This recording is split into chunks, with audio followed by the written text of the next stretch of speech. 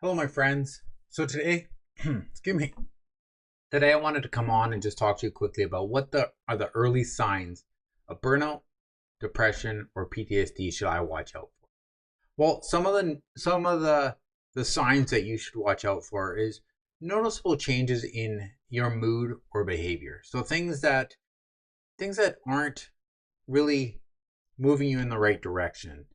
Maybe you have a family member, maybe you have a friend, maybe you have somebody that's around you that is noticing these changes. And that's why one of the first things that I was always suggested as I began my first responder career was to always have people outside of your organization that know you, that are your friends. So don't have all your friends be within your organization. Have some on the outside because they're the ones that are going to tell when that mood begins to change.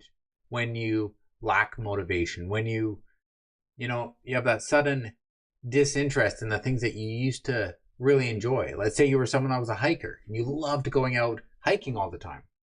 And then you get in your first responder career, and after a couple of years you don't like going for walks. You don't like hiking anymore with your friends. Now this is going to be tough.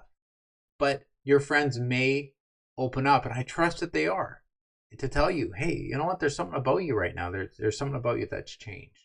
So noticeable changes in behavior and mood is one of the early signs of burnout, depression, or PTSD. Another one's going to be the psychological and cognitive symptoms that you may have. So let's say you're not sleeping very well at night, or maybe you have headaches, or maybe you have difficulty concentrating on something that you used to really enjoy. These are small little warning signs that are going to show you that you may have burnout, depression, or PTSD. And it depends on the level. Maybe you get headaches once every couple of weeks.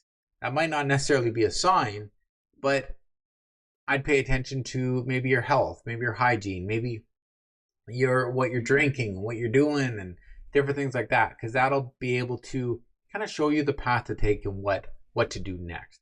The third one is to have emotional numbness or overwhelm. Now, I've been a first responder for over a decade now, and I know that there are parts of who I am, there are parts that I'm doing that I'm very emotional numb to, and sometimes it's healthy and sometimes it's not. So my friends, make sure that you're doing the healthy side of numbness. It's not about feeling down, it's not about not being there.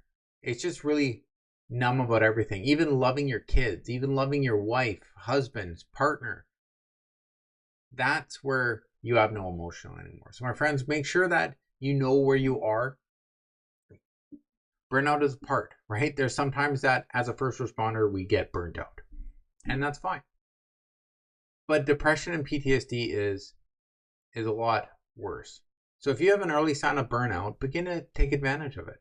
If you have higher signs of depression or PTSD, my friends, please seek help. Go get the help that you need and begin to rebuild your life so that you move from a surviving life into a thriving.